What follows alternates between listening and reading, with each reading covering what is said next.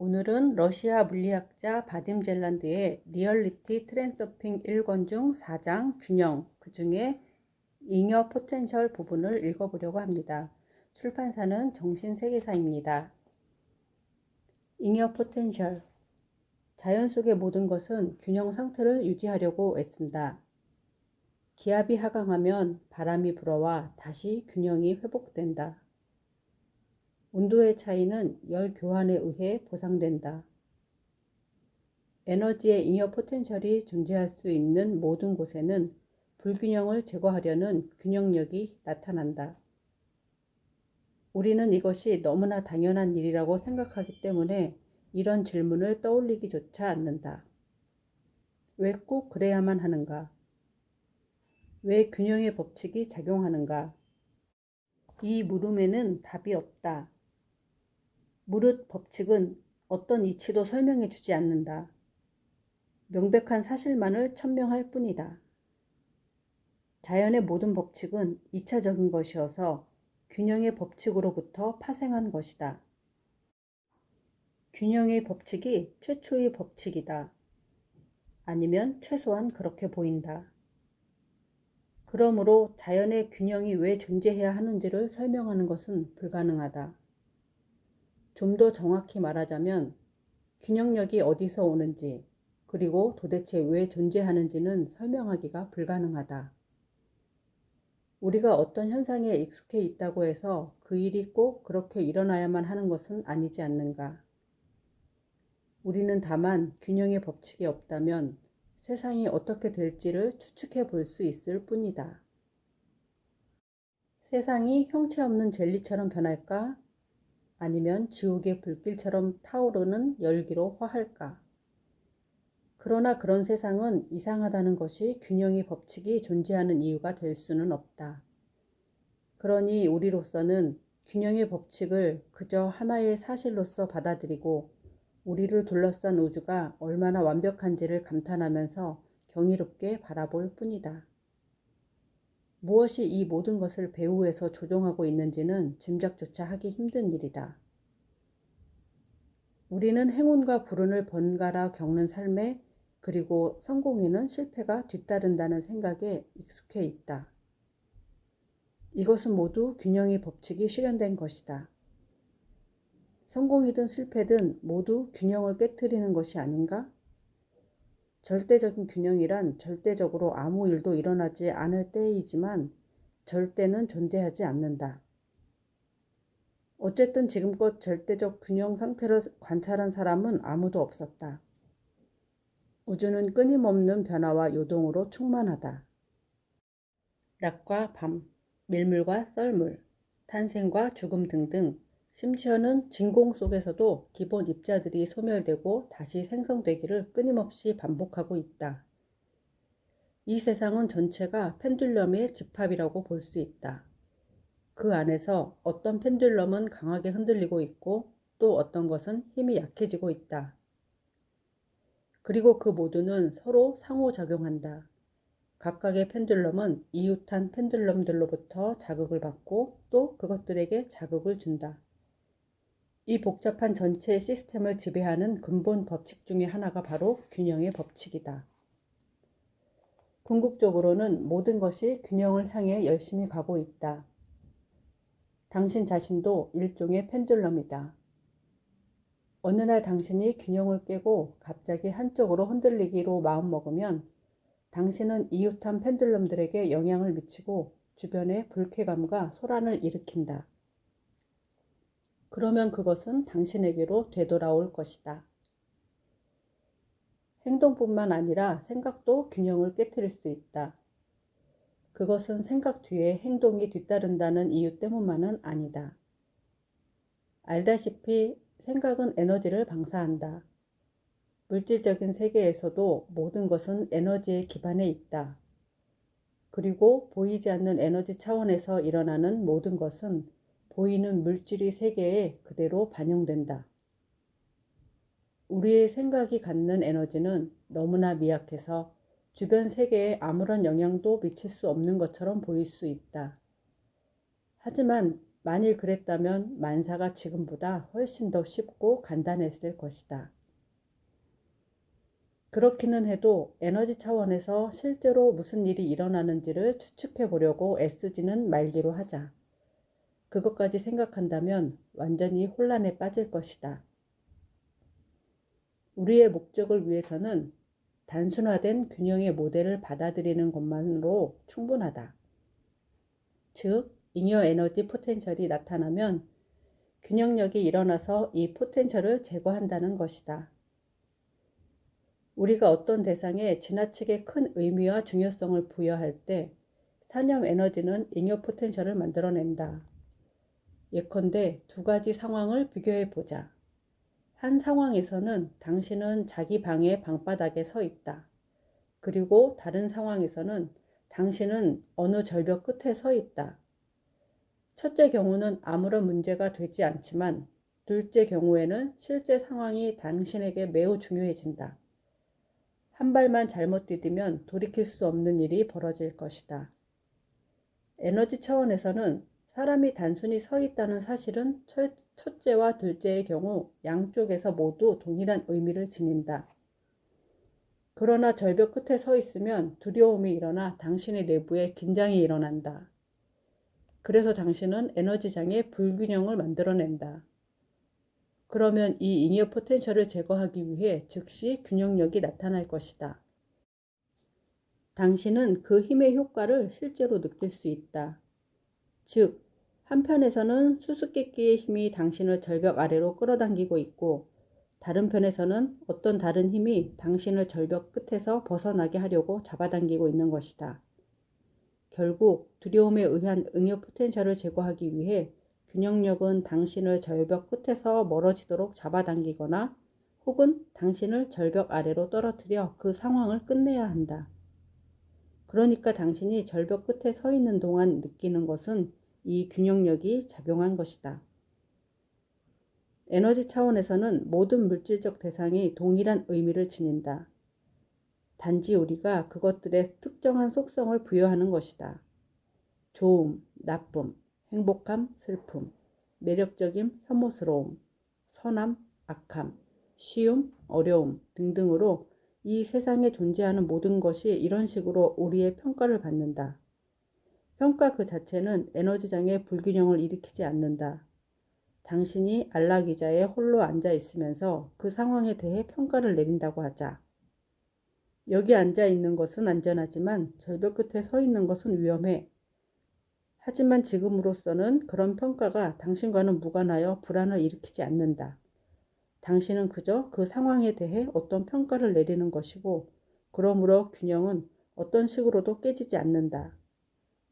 어떤 평가에 지나치게 많은 의미와 중요성이 부여될 경우에만 잉여 포텐셜이 일어난다. 중대한 의미를 부여받은 어떤 평가가 현실을 크게 왜곡시키고 있을 때는 잉여 포텐셜의 양이 더 커진다. 일반적으로 말해서 어떤 대상이 우리에게 아주 중요할 때는 그것의 성질을 객관적으로 평가하기가 어렵다. 예를 들어 존경의 대상은 언제나 좋은 점만 찾고 넘치는 반면 증오의 대상은 항상 결점투성이다. 그리고 두려움의 대상은 언제나 공포를 주는 속성들로 가득하다. 산염 에너지는 애초에는 전혀 존재하지 않았던 어떤 속성을 인위적으로 지어내려고 한다는 것이 밝혀진다. 그럴 때 잉여 포텐셜이 생겨나고 그것이 균형력의 바람을 일으키는 것이다. 현실을 왜곡시키는 그릇된 평가는 두 가지 경로를 통해 생길 수 있다. 하나는 대상에게 지나치게 부정적인 성질을 부여하는 것이고 다른 하나는 지나치게 긍정적인 성질을 부여하는 것이다. 그렇지만 평가의 오류 그 자체는 어떤 역할도 하지 않는다. 이 말을 주목하라. 그릇되고 왜곡된 평가는 그것이 당신에게 아주 중요한 의미를 가질 때에만 잉여 포텐셜을 만들어낸다. 당신에게 특별히 중요한 대상과 상황만이 당신의 평가에 에너지를 공급해 주는 것이다. 보이지도 만져지지도 않지만 잉여 포텐셜은 사람들의 삶에 중요한, 때로는 방심할 수 없이 위험한 역할을 한다. 이 포텐셜을 제거하려는 균형력의 작용이 문제를 일으키는 것이다. 위험한 것은 그것이 종종 사람들이 의도한 것과는 반대로 결과를 가져다 준다는 사실에 있다. 게다가 실제로 무슨 일이 벌어지고 있는지를 아는 사람은 아무도 없다. 그래서 우리는 어떤 수수께끼에 사악한 힘이 작용하고 있다는 느낌을 받는다. 머피의 법칙 같은 건 말이다. 이것은 우리가 왜 항상 원치 않는 것을 얻게 되는가를 논했을 때 건드렸던 문제다. 다음 예를 보면서 우리가 원하는 것이 늘 우리를 피해 달아나는 이유를 알아보자. 일에다 자신을 완전히 투신하면 뛰어난 업적을 성취할 수 있다는 잘못된 생각이 있다. 균형의 관점에서 보면 너무나 분명한 것이 일에 완전히 빠져든다는 것은 양팔 저울의 한쪽에 그 일을 올려놓고 다른 쪽에는 그 나머지 세상 모든 것을 올려놓고 달아보겠다는 뜻이다. 균형은 깨지게 되어 있고 그 결과는 오래 기다릴 필요도 없을 것이다. 결과는 기대했던 것과는 정반대가 될 것이다. 열심히 일한다는 것이 당신에게는 돈을 더 많이 벌고 능력을 키우는 것을 뜻한다면 그때는 물론 노력을 해야 하고 그 때문에 큰 문제는 일어나지 않을 것이다. 그러나 이 또한 언제 멈춰야 할지를 알아야만 한다. 당신이 늘 기진해서 일이 악몽이 되어버린다면 그것은 일의 고삐를 늦추거나 아니면 직업을 완전히 바꿔야 한다는 뜻이다. 지나친 노력은 반드시 부정적인 결과를 가져온다. 이 모든 일이 어떻게 일어나는지를 살펴보자. 일 외에도 당신이 가치를 두는 것들은 많이 있다. 집, 가족, 오락, 여가 시간 등등 직장 일을 다른 어떤 것보다 우선시한다면 당신은 아주 강력한 잉여 포텐셜을 만들어낸 것이다. 자연의 모든 것은 균형을 이루려고 한다. 그러므로 당신의 의지와는 상관없이 균형력이 발현하여 그 잉여 포텐셜을 처리할 것이다. 그 힘은 아주 다양한 방식으로 작용할 수 있다. 예컨대 당신은 병이 난다. 그렇게 되면 나을 때까지 일 이야기는 꺼내지도 못하게 될 것이다. 아니면 우울증에 빠질 수도 있을 것이다. 사실 당신은 짐이 되어버린 일을 자신에게 강요하고 있지 않은가? 마음은 계속 이렇게 말한다. 자, 일해야지. 어서 가서 일을 해서 돈을 벌어야지. 하지만 영혼, 잠재의식은 의아해한다. 내가 정말 이렇게 살려고 이 세상에 나온 것일까? 온갖 고통을 참고 겪어내려고? 이게 다 무엇을 위해서 필요하단 말이야. 마침내 당신은 만성 피로 증후군을 앓게 되면서 일할 수 있는 모든 가능성에 종지부를 찍는다. 그것은 악마의 꼬리를 잡아당기는 거나 마찬가지로 무모한 것이다. 그런가 하면 당신은 주위의 다른 사람들이 별 힘을 들이지도 않고도 당신보다 더 큰 성과를 거두고 있는 것을 깨닫게 될지도 모른다. 어느 정도를 지나면 당신이 자신의 일에 부여하는 중요성도 한계에 이르기 시작한다. 당신에게 그 일의 비중이 크면 클수록 당신은 더 많은 문제를 겪게 될 것이다. 그런 모든 문제를 겪는 것이 당신에게는 그저 정상적인 일로 보일 것이다. 모든 것이 일의 당연한 과정인 것처럼 생각되는 것이다. 그러나 사실은 중요성의 발판을 낮추면 문제를 훨씬 덜 겪으리라는 것이다. 이 모든 사실로부터 끌어낼 수 있는 결론은 하나밖에 없다. 잉여 포텐셜을 제거하기 위해서 일에 대한 자신의 태도를 의식적으로 재검토해 볼 필요가 있다는 것이다. 일 외에 취미생활을 할 수 있는 자유시간을 갖는 것이 꼭 필요하다. 휴식하는 법을 모르는 사람은 일하는 법도 모른다. 일하는 시간 동안은 자신을 빌려주라. 일에게 당신의 머리와 손을 내어주라. 그러나 가슴을 주어서는 안 된다. 그 일의 펜듈럼은 당신의 모든 에너지를 요구한다. 그러나 당신은 그 일만 하기 위해서 세상에 온 것이 아니다. 잉여 포텐셜을 제거하고 펜듈럼으로부터 자유로워지면 직장 생활에도 훨씬 더 생산적이고 효율적으로 일할 수 있다. 자신을 빌려주는 동안에는 흠잡을 데 없이 행동하라. 사소한 실수도 하지 않도록 주의하라. 그것은 당신이 해이하다고 비난받을 빌미를 준다. 흠잡을 데 없는 경지는 일의 성과를 좌우한다. 자신을 빌려준다는 것은 자신의 행위에 책임을 지지 않고 게으름을 피우는 것과는 전혀 다르다. 그것은 잉여 포텐셜을 만들어내지 않으면서 집착 없이 행동하는 것을 말한다. 그러나 동시에 시시콜콜한 세부사항에 이르기까지 당신에게 요구된 모든 일을 완수하는 것을 의미한다. 그렇게 하지 않으면 길이 순조롭지 않을 것이다. 예컨대 주변을 보면 당신과는 달리 일에 완전히 파묻혀 사는 사람들이 언제나 있기 마련이다. 그들은 잠재의식 속에서 당신이 자신을 그저 빌려주고 있다는 것을 감지한다. 당신이 그들처럼 지독히 열심히 일하지는 않으면서도 많은 일을 해내고 있음을 알아차리는 것이다. 이 부지런한 영혼들은 본능적으로 자신의 라이벌이 실수를 저지르는 현장을 포착할 기회를 찾기 시작한다. 당신이 실수를 하면 그들은 그 즉시 당신을 공격해 올 것이다. 당신이 저지르는 실수는 사소한 일일 것이며 그래서 그들이 그 실수를 지적할 때 모욕감을 느낄 수 있다. 예를 들자면 출근 시간에 늦는다던가 뭔가 해야 할 일을 잊어버리거나 놓쳐버리는 경우 같은 것이다. 당신이 일에 혼신을 다하고 있었다면 그들도 당신의 실수를 너그럽게 봐줬을 것이다. 하지만 지금 그들은 당신이 일에 주의를 제대로 기울이지 않았다고 비난하는 것이다. 이와 비슷한 상황이 직장에서만 아니라 가족이나 친구들 사이에서도 일어날 수 있다. 그러므로 자신을 빌려줄 때는 어떤 상황이든 자신이 맡은 일을 흠잡을 데 없이 잘 수행해야 한다. 이때 당신 내면의 관찰자인 지켜보는 자가 당신을 돕게 하라. 그렇지 않으면 당신은 머지않아 또다시 게임에 빠져들게 될 것이다. 당신 내면의 지켜보는 자는 결코 분리된 인격 따위가 아니다. 더 큰 자아인 내면의 관찰자는 배후에서 당신이 무엇을 하는지 그리고 어떻게 하는지를 단순히 알아차리고 있다. 이 지켜보는 자에 대해서는 나중에 다시 이야기할 것이다. 이렇게 반문할 수도 있을 것이다.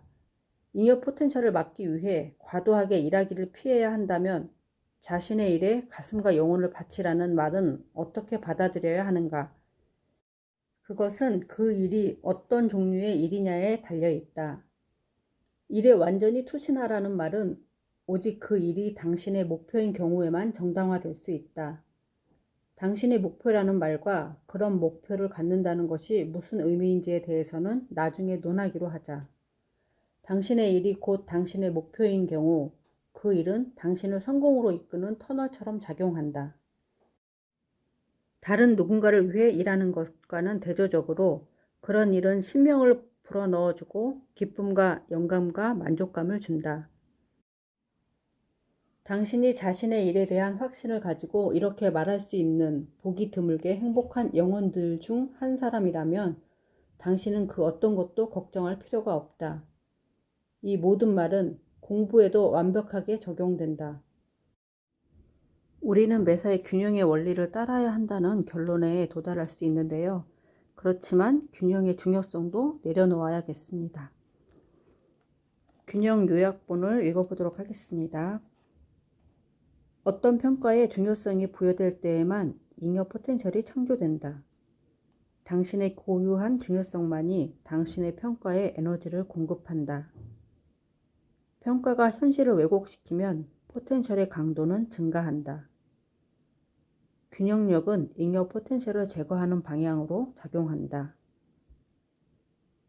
균형력은 종종 포텐셜을 만들어낸 의도와 반대로 작용한다.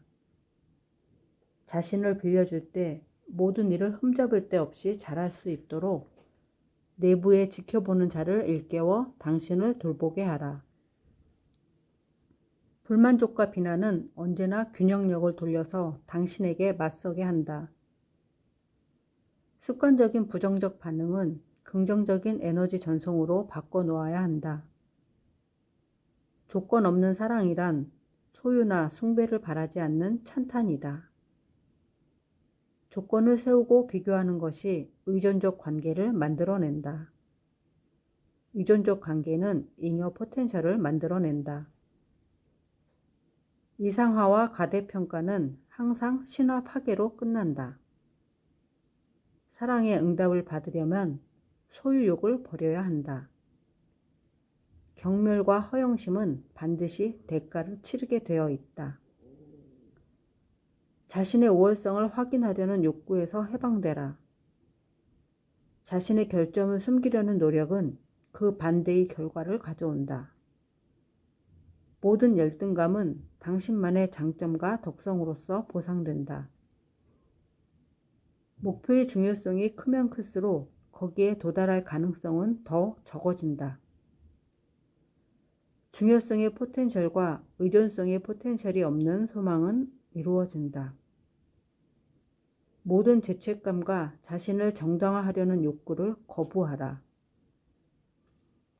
죄책감을 거부하려면 있는 그대로의 자신으로서 존재하도록 자신을 허락하는 것만으로 충분하다. 아무도 당신을 심판할 권리가 없다. 당신은 자신만의 모습으로 존재할 권리가 있다.